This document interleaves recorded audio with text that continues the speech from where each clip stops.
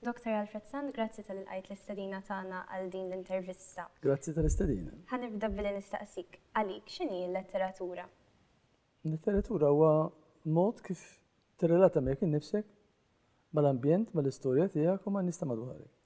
U x'tagħmel kitba letterarja li forum oħrajn ta' kitba ma jagħmlux? Kitba letterarja tipprova f'dak li tippreżenta mhux biss ikollha sentimenti mirquma, ma anki lingwaġġ mirqum u storja tajba. Inti magħruf l-aktar għall-kitba tal-proża, ktib ġeneri oħra, però l-proża jisa sinonima miegħek. Xi distingwi l-lingwa tal-proża minn lingwa f'kitba oħra? Ifhem, fuq poeżija u nikkompara mal-poeżija ma tantx nista' nagħmel għax poeżija qatt ma missejt magħha tqila wisq għalija. Dak li għandu x'jaqsam ma' kitba li mhijiex ta' fiction. Tajjeb, ġifieri li m'għandix storja ma fatwali, it-tnejn jkunu miktubin b'mod ċar skont l-istil adottat. Waqt li nerġa' ngħidlek il-kitba letterarja tittajt storja. U ktibt ukoll għat-teatru. Għadek tikteb kitbi teatrali? Ktibt dram ftit ilu li baqa' fuq l-iskaffa bħas-soltu, li kien pjuttost storiku f'Malta fi żmien l-Ingliżi l-1848. Imma le, ma tantx għadni nikteb u minix nikteb teatru, proża. U x'ħiliet għandu jkollok għall-kitba tat-teatru? Ħaġa irid ikollok mill-ġdid storja. L-istorja trid tkun maħduma b'mod, jien nitkellem dejjem dwar teatru letterarju, ġifieri m'iniex parti mill-kurrent drammatiku jew ma kontx, illi jaħdem permezz tad-direttur, tal-atturi, permezz ta' affarijiet fattwalment li jikkrea huma stess. Ġifieri teatru minn test letterarju. Allora, mill-ġdid trid tkun hemm storja adattata biex tiġi mitkellma, biex tiġi acted, trid ikun hemm kitba tajba wkoll. Tkun hemm inċidenti li joħolqu tensjoni, li joħolqu kriżi, li joħolqu mbagħad l-opportunità anki għar-riżoluzzjoni ta' dik il-kriżi. U kif tagħżel bliema ġeneru se tikteb? Jew hemm għażla? Għalija l-għażla qiegħda bejn il-kitba ta' biċċiet osra relattivament, ngħidulhom rakkontien, u l-kitba tat-tul. Għalkemm dal-aħħar snin mbagħad inti tsib nibda kitba li nixtieq tkun rakkont u tispiċċa romanz. Tispiċċa tevolvi u toħloq l-inċidenti tagħha, toħloq il-karattri tagħha, toħloq l-isfidi tagħha, fejn qabel tkun qed taħseb li għandek 5000 kelma f'daqqa waħda ssib li għandek 50,000. U ktibt kemm bil-Malti kif ukoll bl-Ingliż. Kif tasal biex tiddeċiedi li ma lingwa se tuża għal kitba partikolari? Le, f'letteratura jekk qed nitkellmu fuq kitba letterarja qatt ma ktib bl-Ingliż. Ġifieri hemmhekk għandi deċiżjoni ferma jien li nħoss li għandek tikteb bil-Malti. Mhux għandek tikteb bħala xi ħaġa normattiva, imma xi ħadd bħali jħoss li l-mod kif nuża naħseb l-Ingliż mhuwiex daqstant viċin ta' kif inħoss l-affarijiet, nara l-affarijiet jiġu, irridhom jiġu daqskemm bil-Malti. Ma qed ngħid xejn kontra min jikteb bl-Ingliż meta dik mhux il-lingwa primarja tiegħu. Per-eżempju, s-sena li għeddiet konna qed nitkellmu ma' Salman Rushdie, li dak l-ewwel lingwa tiegħu mhix l-Ingliż. Mu jaqal, bqajt interessat fiha, illi ma jħoss li jista' jikteb letteratura ħlief bl-Ingliż, laqas fil-lingwa oriġinali ta' ommu ma jista' jagħmel hekk. Ma bl-Ingliż jista' jikteb il-letteratura. Il-bidu ta' bħal dizzjonarju, romanz li nħareġ f'2011 taħt it-titlu Alfabet. Sa meta kont żgħir ħafna rid nikteb. Xiex żgur ma kontx naf. Lanqas l-alfabet ma kont għandi tallimt. U kont nara li missier jikteb u rrid nagħmel bħalu. Ma niftakarx kif. Ġib tazz qagħdin f'idejja, vojt li fall-ewwel żewġ faċċati. U għamilt sigħat twal. Jew fit-tifkir hekk narhom illum, sigħat twal. Inħażżeż u nħarbeġ bejn linji vojta tal-pitazz. Ma kontx naf x'qed nikteb tal-mod ma niftakar li t-taħżiż u tħarbix kont inżommu kemm jista' jkun pulit bejn il-linji. Dan kien Angelo De Bono f'Mejju 29 fuq il-programm televiżiv Bla Aġenda. Kienu tlieta, Angelo, Niki u tifla ħabiba tagħhom bil-ġirien. Mariella kien jisimha jew forsi Antonella. Imqarba daqshom jew aktar minnhom. U dejjem lesta tagħmel bħalhom. Jiġifieri, issegwi lil Niki billi tagħmel bħalma jgħid Angelo. Kienet miġbuda lejn Niki bħeġġa li jkollhom tfal żgħar sa miraħ. Attenta l kull ma jgħid jew jagħmel. Kif mod differenti kien ikun Niki. meta jdawwar ħarstu lejn ħuħ il-kbir. Min jaf sar minna Ariella jew Antonella. Kienu jiltaqgħu fil-ġnien ta' wara tad-dar biex jilagħbu u biex jinkazzaw dwar kemm qed ikollhom xogħol tal-iskola li mhux ħallihom jilagħbu kemm jixtiequ f'dal ġnien mitluq fejn setgħu jivvintaw 1000 avventura. Darba minnhom Anġlu li kien iħobb l-iskola mhux billi jgħid iħobb il-kitba u l-istudju mhux billi jgħid. Ġitu f'moħħ li jorganizzaw protesta kontra d-dwejja ta' skola u studju. Dak iż-żmien l-aħbarijiet tat-televiġin kienu mimlija b'filmati ta' dimostrazzjoni u protesti kontra min jaf xiex. Anġlu qal, allura x'ma nipprotestawx aħna wkoll. Ħanieħdok ftit għal-bidu issa, kif u meta bdejt tikteb? Bdejt nikteb ilu ħafna, ġifieri kont nikteb anke bħala tifel. Ħmerijiet kont nikteb imma kont niktibhom. Mbagħad meta kelli kont teenager kont bdejt nikteb stejjer ta' detectives. U allura dan issa qed nitkellmu fuq is-sena 63 forsi, ilu ħafna. U kont ktib xi numru ta' detective stories li kienu deru f'gazzetta tal-żazax Demansara ta' kizmin. Kien jisimha l-ħaddiem minn għalija, kienu serializzaw. Kienu 3 stejjer fuq detective li qatt ma rġajt mort għalih wara, ċoħe tnej, Xa u Cortez, dak kienu l-ewwel kitbiet. U tul il-mixja letterarja tiegħek kont involut ukoll fil-moviment Awmin letterarju fis-sittinijiet. X'kien l-involviment tiegħek u x'fisser għalik dan il-moviment u x'taħseb li fisser għal-letteratura Maltija dak iż-żmien? Ma kontx membru tal-moviment Awmin letterarju, iktar kont fellow traveler ngħidilha jien. Fis-sens li kont insegwi x'inhu jagħmlu, kienu affarijiet interessanti. Kont nikteb xi stejjer li deru fil-Pols li kien il-magażin tagħhom. U bad-darba fis-sena 1971 issa mixin il-qudiem, kont irranġajt ma' Mario Azzopardi biex intellaw dram tiegħi taħt il-moviment Awmin letterarju, kien jismu Chiaro Skuru dak iż-żmien. U naħseb li dak huwa l-involviment kollu li kelli magħhom. Għalkemm imbagħad konna niltaqgħu bħala grupp is-sibt filgħodu quddiem il-biblioteka fejn insabu, Pjazza Reġina konna ngħidula, kienu kien hemm nies li huma protagonisti tal-moviment Awmin letterarju li konna nitkellmu ngħidu l-ħmerijiet ukoll, ma konna nitkellmu ngħidu affarijiet li kienu jinteressawna, kienu kun hemm Oliver Frigieri, Albert Marshall, Mario Azzopardi, kienu kun hemm ukoll Lino Spiteri ġieli, kien anki kun hemm kittieb oħra li konna nitkellmu naraw x'inhu għaddejjem. Poeżija ta' Mario Azzopardi fil-fatt fuq il-ħamiema li kienu kun hemm tiġri mas-sajda dak iż-żmien. U għalkemm forsi ma kontx membru daqshekk attiv fil-moviment, x'fisser forsi għalik jew x'taħseb li fisser għal-letteratura Maltija dak iż-żmien li kienet jagħmlu xi ħaġa daqshekk differenti? Nifhem kien żmien ta' rupture jgħidula, break. U ma kienx qed tiġri biss fil-letteratura, kien qed tiġri fl-arti viżiva wkoll. Kien qed tiġri wkoll f'ċerti modi kif il-Malti kienu qed jgħixu. Turiżmu kien qed jiskatta l-qudiem. Kien hemm ukoll industrializzazzjoni li bdiet, allura anke n-nisa kienu bdew jħorġu aktar mid-dar milli kienu qabel. U dak kien parti mill-mod kif kien qed timmodernizza ruħha s-soċjetà Maltija. X'kienu l-influenzi letterarji u artistiċi barranin u anke Maltin fuq ix-xogħlijiet tiegħek? Inbidlu, mhux qed inħares lifespan quite faru. Meta kont żgħir kien jimpressjonani ħafna Pirandello, Marcel Proust u Somerset Maugham. Binari differenti. Aktar qudiem kien hemm il-Nouvelle Vague Franċiża li kienet tinteressani ħafna Michel Butor, Marguerite Duras, eċetera, eċetera. U aktar ma jgħaddi żmien ikun hemm mixtures differenti diħlin li segwihom. Thomas Mann pereżempju kien wieħed li segwejt bil-kbir.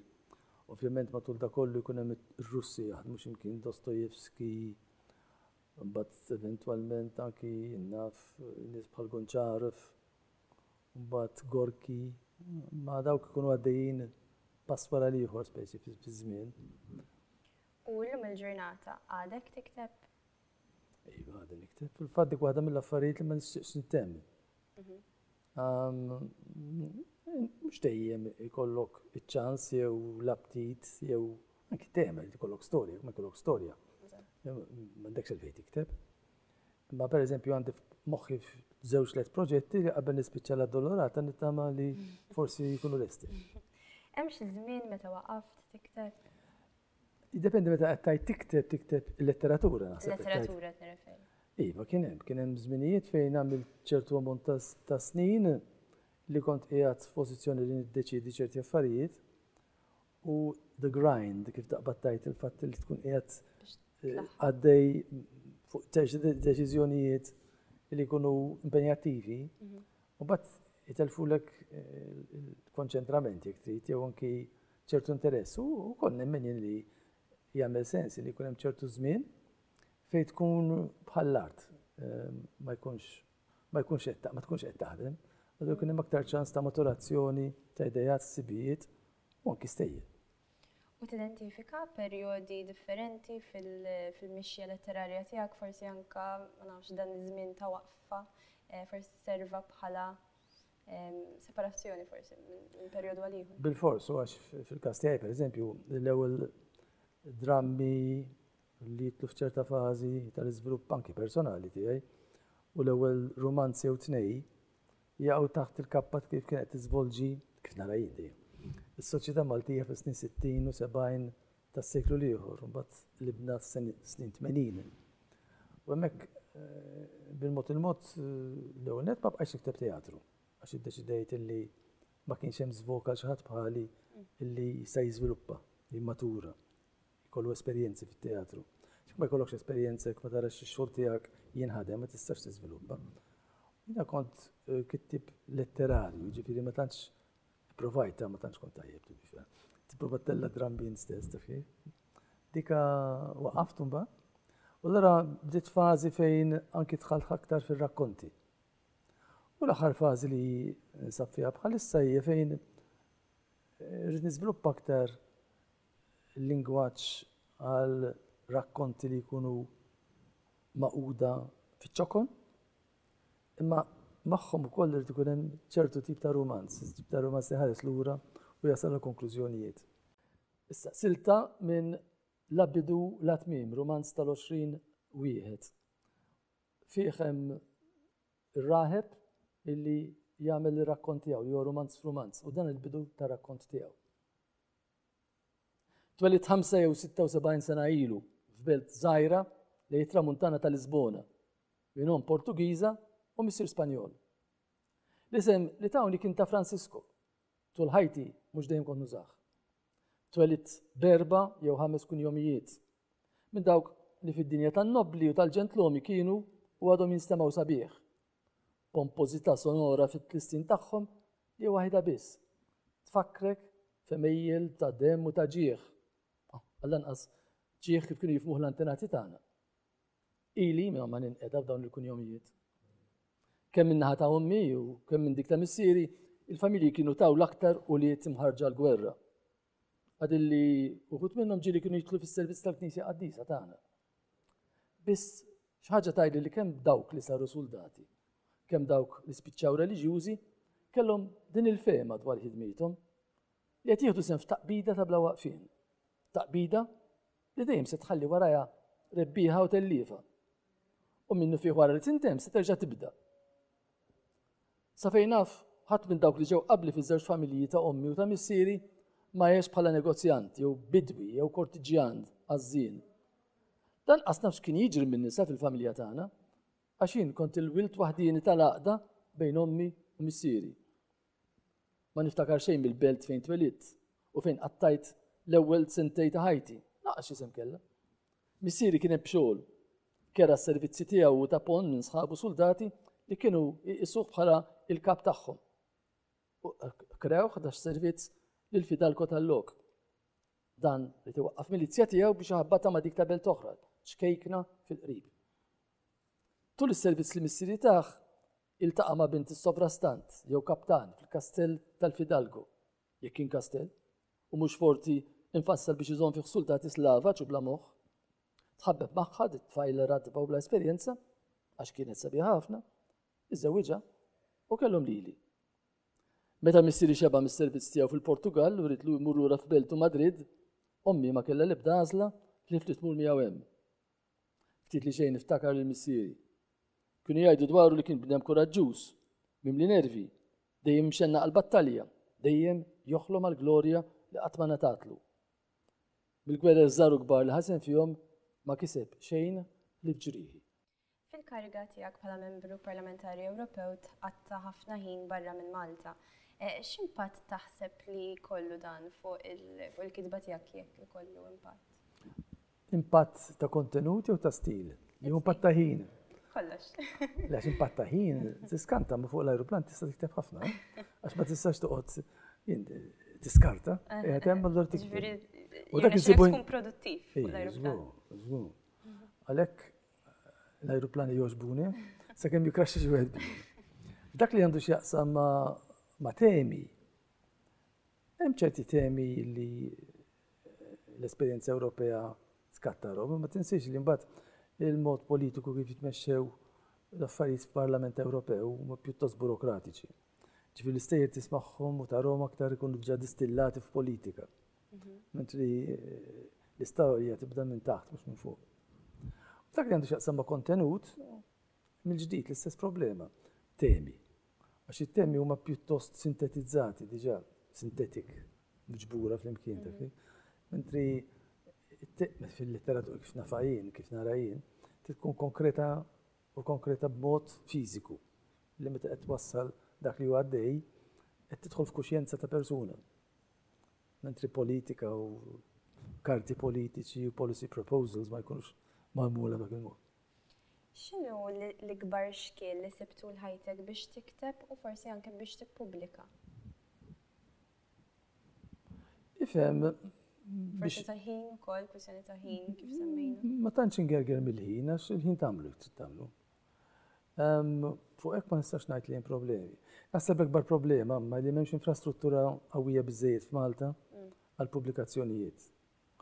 U ftit pubblikaturi li jagħmlu affarijiet tajba ħafna, imma ġeneralment jekk ikun hemm ma bil-forsi, ċokontana ma jtikx ċans li jkun hemm varjetà ta' mod kif isiru l-affarijiet.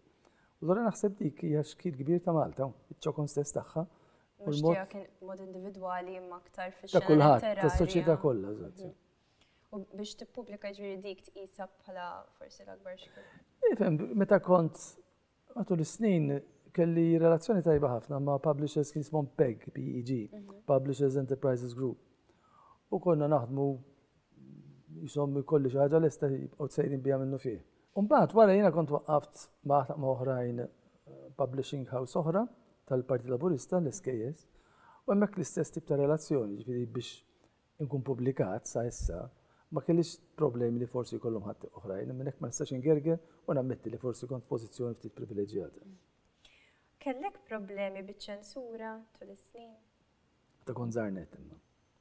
Fis-sens li meta kont żarnet kont ktibt romanz kien jismu l-ewwel weraq tal-bajtar li kien ġie moqri fuq dak iż-żmien il-cable radio dak iż-żmien Rediffusion. Kien hemm xejn minnhom dejqet il-kulħadd. Eżattament. Rajtu romanz inti? U dik kienet għajmet rebus u kien ġie imwaqqaf dik il-biċċa. U kien hemm forsi ġranet oħra fejn kienna fit-teatru da. Kienna xi batti bekki ma' ċensura. Ma frankament, ma kienux xi skandli bħal ta' Lady Chatterley u xi ħaġa. Temmen fl-autoċensura? L-autoċensura teżisti awtomatikament. Għax trażżan lilek innifsek forsi milli tikteb ċerti affarijiet. Anke meta tkun qiegħed tagħżel dak li tippreżenta minn xena jew minn inċident, anke jekk tagħmilha b'mod artistiku qed tiċċensura wkoll. Tista' tiċċensura l-mod kif tikteb tippreżenta xena biex tagħmel aktar qawwija. U dak għalija forma ta' ċensura wkoll. U ġieli żammejt lura milli tikteb xi ħaġa minħabba l-irwol politiku tiegħek?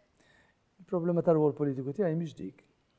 Il-problema hi li kif tirreferi għall-istituzzjonijiet soċjali u tal-istat u oħrajn, peress li kont ċertu ħin qed naġixxi ġo fihom, hemm problema kif se tippreżentuhom.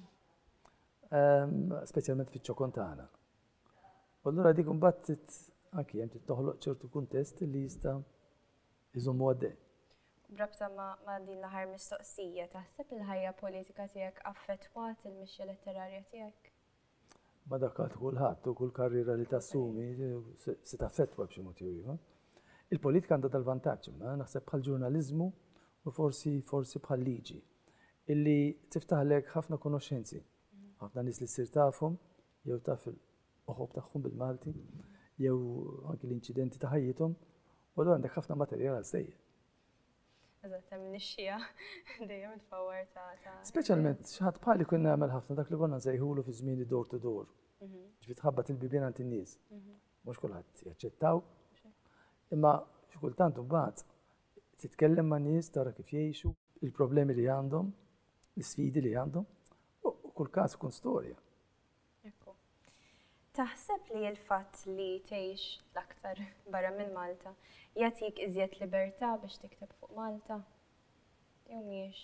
Ma naħsib li għandha sekk importanza, tinsix li fil-każ tagħna li qegħdin fil-Parlament Ewropew, irridu nirrelataw ma' Malta l-ħin kollu. Dak li qed isir irid ikun maħsub biex jirrifletti l-interessi Maltin. Mbagħad hemm ukoll fattur ieħor li mhux dejjem tikteb dwar Malta. Tista' tikteb affarijiet fuq naf inċidenti oħra, pereżempju, waħda mit-temi li jinteressawni bil-kbir, għalkemm issa naqqas l-interess tiegħi li kelli qabel fiha, huwa t-terrorizmu. Mhux bil-fors min qed iwettaq l-att terroristiku, imma dawk pereżempju li iġarbuh. Dik xi ħaġa li mhux bil-fors relatata ma' mhux qed ngħid li Malta ma jistax ikollha inċidenti ta' terrorizmu, għax hawn mir-romanzi tiegħi qaluli kien diġà qed jaħseb li hemm it-terrorizmu f'Malta, allura. Wara l-mewt ta' omma Ġulina damet żmien twil sakemm drat il-ħajja minn ħajra.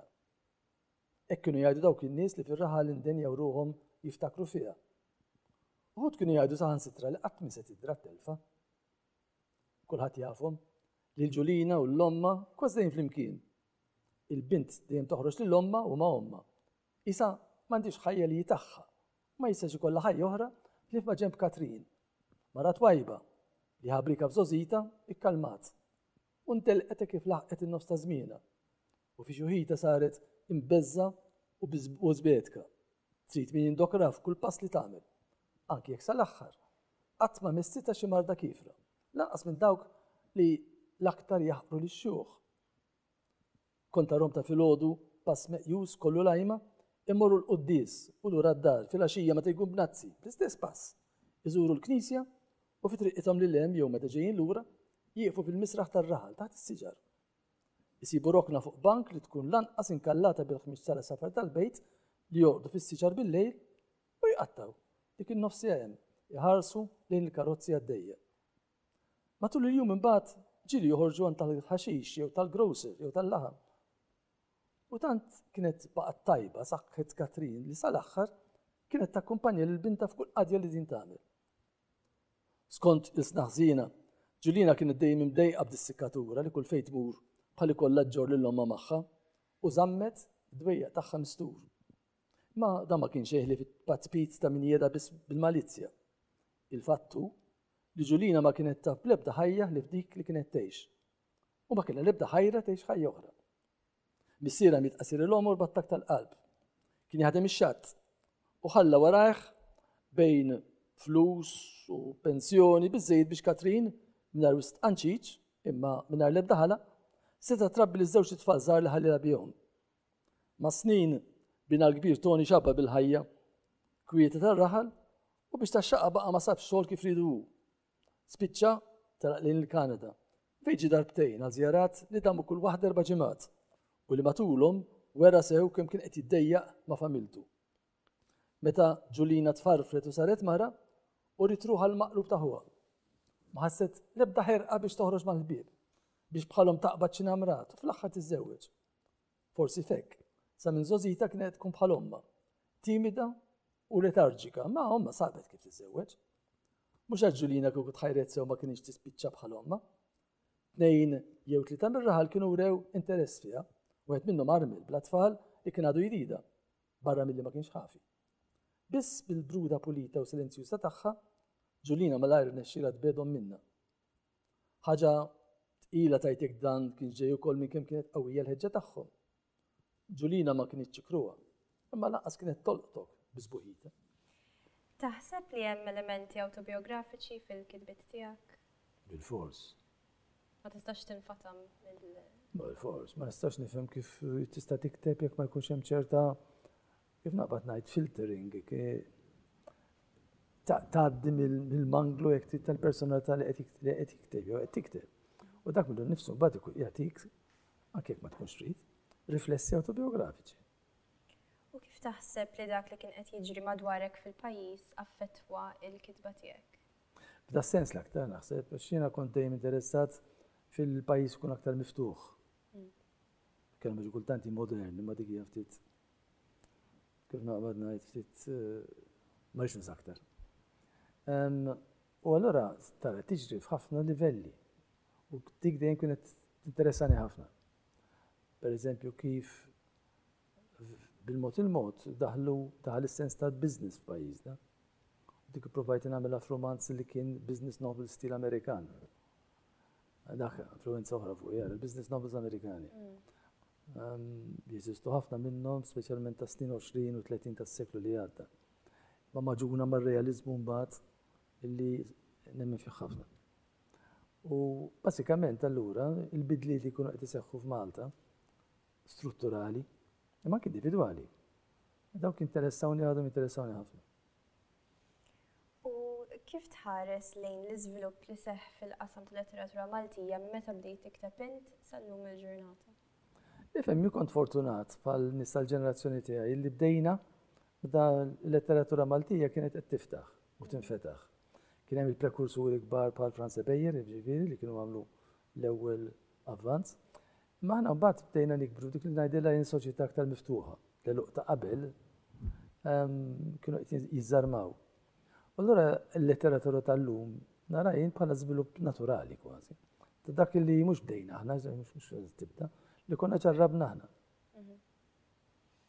L-aħħar mistoqsija, il-Malta li ngħixu fiha llum kif tara nbidlet? Saret aktar, nirġa' nuża l-kelma, miftuħa. Mhux moderna.